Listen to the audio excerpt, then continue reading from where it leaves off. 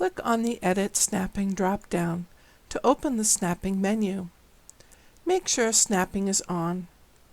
Hover over each icon to see the types of snapping. And make sure that only end snapping is on. Move the cursor near the end of a fault that is already digitized. And watch a snap tip appear.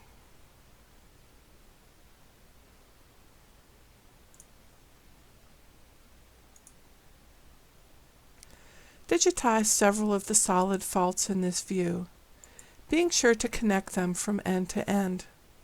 Include the solid faults that pass through the intersections.